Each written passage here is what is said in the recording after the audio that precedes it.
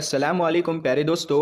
अक्सर हम सोचते हैं कि ताकत के लिए काजू बादाम खाने चाहिए, चिकन मटन होना चाहिए, बड़ी बड़ी ग़िज़ाएँ होनी चाहिए, तब जाकर ताकत आती है, तब जाकर जिस्म मजबूत बनता है। लेकिन आज हम आपको हज़रत अली रज़ी अल्लाह ताला अन्हु की ताकत के बारे में एक ऐसा वाक़या बताने वाले हैं जिनके घर में अक्सर फाके होते थे, जो 3-3 दिनों तक लगातार रोज़े रखते थे और फिर पानी पीकर इफ्तार किया करते थे। मगर फिर भी इनकी ताकत के बारे में जानकर आप सब लोग हैरान हो जाओगे। इसीलिए आप इस वीडियो को आखिर तक ज़रूर देखें और मेहरबानी करके शेयर भी कर दें ताकि और भी लोगों तक ये वीडियो पहुंच जाए। वीडियो को लाइक नहीं किया है तो प्लीज़ इस वीडियो को एक लाइक करें। तो चलिए दोस्तों शुरू करते हैं। दोस्तों, जंगे बदर और जंगे ओहद के बाद में अल्लाह के करम से मुसलमान बहुत मजबूत हो गए थे। वहीं पर जो दूसरी तरफ जो कुफ़ार के लोग थे, जो मुशरिक लोग थे, वो कमज़ोर होने लगे थे। इसीलिए वो चाहते थे कि किसी भी तरह से मुसलमानों के वजूद को ख़त्म किया जाए। इसीलिए अबू सुफियान और उस वक्त के अरब के बड़े बड़े बहादुर आपस में मिल गए। इनमें अरब का एक बहुत बड़ा पहलवान भी शामिल था जिसका नाम अम्र बिन मरहब था, जिसने सैकड़ों जंगें लड़ी थी। वो अपने एक हाथ में ऊँटनी के बच्चे को पकड़ता था और दूसरे हाथ से हजारों के लश्कर को काटता था। फिर जनवरी 627 ईस्वी में इन तमाम मुशरिकों ने मिलकर मदीने की तरफ बढ़ना शुरू कर दिया। इस बात का इल्म जब रसूलुल्लाह सल्लल्लाहु ताला अलैहि वसल्लम को हुआ तो आपने अपने तमाम असहाब को बुलाया और फरमाने लगे कि एक तरफ अरब के सारे मुशरिक और कुफ़ार है, वहीं पर दूसरी तरफ हम इतने से मुसलमान हैं। बस अब अल्लाह की तरफ से अब फैसला होगा कि हक और बातिल क्या है। सारे असहाब ये सोचते रहे कि इतने बड़ी फौज को हम मुकाबला कैसे कर पाएंगे। इतने में सलमान फारसी रज़ी अल्लाह ताला अन्हु ने फरमाया, या रसूल अल्लाह, हमारे मदीने को 3 तरफ से पहाड़ों ने घेर रखा है और सिर्फ एक तरफ से आने जाने का रास्ता बना हुआ है। अगर हम उस रास्ते पर एक बड़ा सा गड्ढा खोद देते हैं तो फिर कोई कुफ़ार खुले तौर पर मदीना पर हमला नहीं कर सकेंगे। इस बात को सबने बेहतर समझा और फिर सब लोग खंदक खोदने में लग गए। फिर 6 दिनों तक तमाम मुसलमान लगातार गड्ढा खोदते रहे। बिल आखिर मदीना की हिफाजत के लिए 5.5 किलोमीटर लंबी, 4.5 मीटर गहरी और 9 मीटर चौड़ी एक खंदक खोदी गई।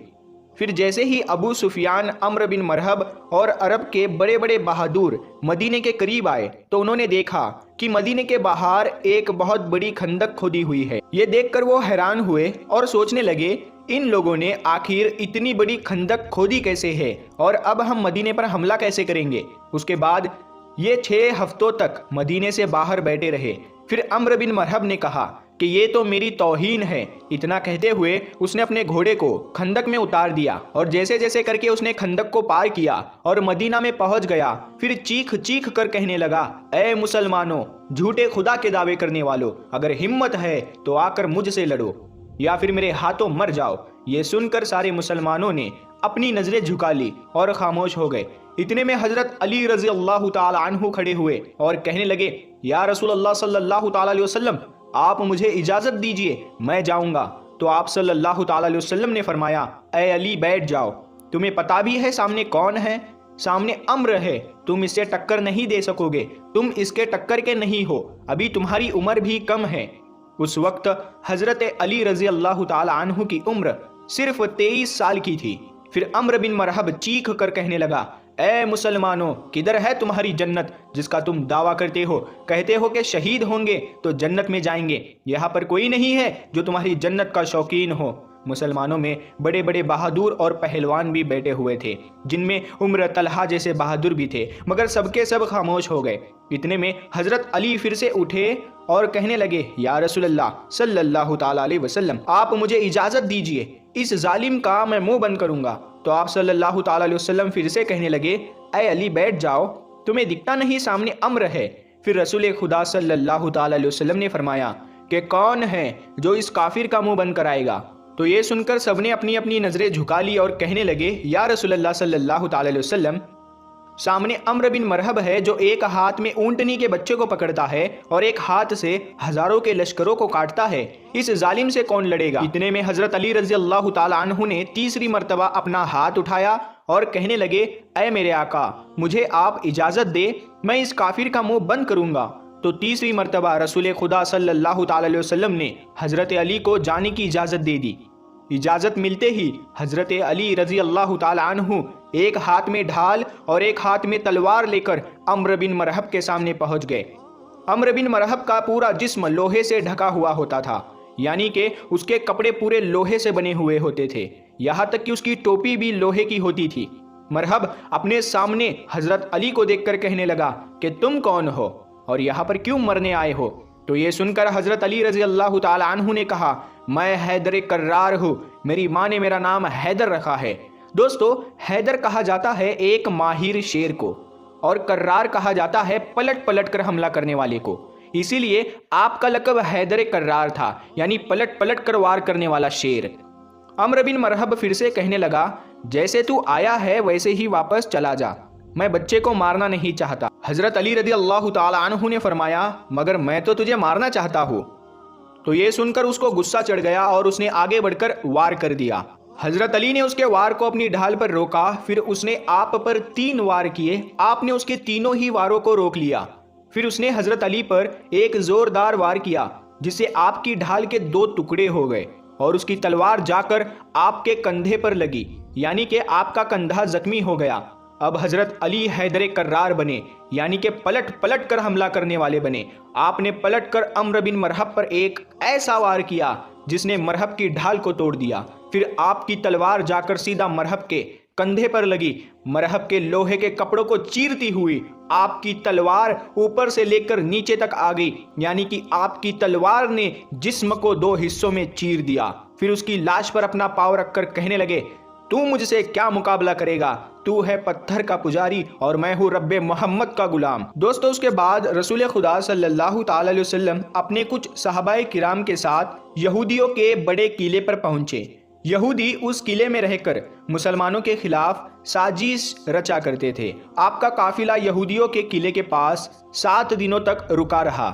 صبح لڑائی ہوتی اور شام کو ختم ہو جاتی، لیکن کوئی نتیجہ نہیں نکل رہا تھا۔ یہ دیکھ کر اللہ کے رسول صلی اللہ تعالی علیہ وسلم نے اگلے دن اپنے سارے اصحاب کو جمع کیا اور ارشاد فرمایا کہ کل کی صبح میں یہ اسلامی پرچم اس کے ہاتھ میں دوں گا جسے اللہ اور اللہ کے رسول خوب محبت کرتے ہیں، اور وہ بھی اللہ اور اس کے رسول سے خوب محبت کرتا ہے۔ یہ سن کر سارے صحابہ کرام رضی اللہ تعالی عنہ رات بھر سو نہ سکے۔ وہ اسی سوچ میں تھے کہ صبح یہ اسلامی پرچم کس کے ہاتھوں میں ہوگا۔ اس کے بعد صبح ہوئی، سب کے سب جمع ہوئے۔ رسول خدا صلی اللہ تعالی علیہ وسلم نے مجمع پر ایک نظر ڈالی، آپ کو اس میں حضرت علی رضی اللہ تعالیٰ عنہ نظر نہیں آئے۔ تو یہ دیکھ کر آپ نے پوچھا کہ علی کہاں ہے؟ ان میں سے کسی نے کہا، یا رسول اللہ، علی کی آنکھوں میں جلن ہو رہی ہے، وہ بیمار ہے۔ یہ سن کر رسول خدا صلی اللہ تعالی علیہ وسلم نے فرمایا کہ علی کو بلاؤ۔ پھر حضرت علی رضی اللہ تعالی عنہ اسی حالت میں رسول خدا کے پاس آئے۔ اس وقت آپ کو تیز بخار تھا۔ یہ دیکھ کر اللہ کے نبی نے اپنا لعاب مبارک حضرت علی کے آنکھوں پر لگایا اور پھر اسلامی جھنڈا حضرت علی کے ہاتھوں میں تھما دیا اور فرمانے لگے، اے علی جاؤ، اللہ اور اس کے رسول تمہارے ہاتھ فتح رکھے۔ دوستو، اس کے بعد حضرت علی اسی حالت میں اسلامی جھنڈا لے کر یہودیوں کے قلعے کی طرف چل دیتے ہیں۔ صحابہ کرام رضی اللہ تعالی عنہ جب حضرت علی کو دیکھتے ہیں تو ان میں بھی جوش بھر آتا ہے۔ حضرت علی جیسے ہی یہودیوں کے قلعے کے پاس پہنچے تو آپ نے دیکھا کہ اس قلعے کا جو مین دروازہ ہے وہ بہت بڑا ہے، وہ بند ہے، جس کو 70 لوگ مل کر بند کیا کرتے تھے۔ حضرت علی رضی اللہ تعالی عنہ نے پھر ایک ہاتھ سے تلوار چلانا شروع کر دی اور ایک ہاتھ سے اس دروازے کو ہلایا اور اکھاڑ لیا، اور صحابہ کرام سے کہنے لگے کہ آپ سب قلعے کے اندر داخل ہو جاؤ۔ پھر حضرت علی ایک ہاتھ سے اس وقت تک دروازے کو اٹھائے رکھا جب تک کہ تقریباً 600 صحابہ کرام قلعے کے اندر داخل نہ ہوئے۔ پھر جب سارے صحابہ کرام قلعے کے اندر داخل ہو گئے تو پھر حضرت علی نے اس دروازے کو اتنی زور سے دور پھینکا کہ وہ کئی گز دور جا کر گرا۔ تو دوستو، جس کی طاقت 70 لوگوں کے برابر تھی وہ حضرت مولا علی رضی اللہ تعالیٰ عنہ تھے۔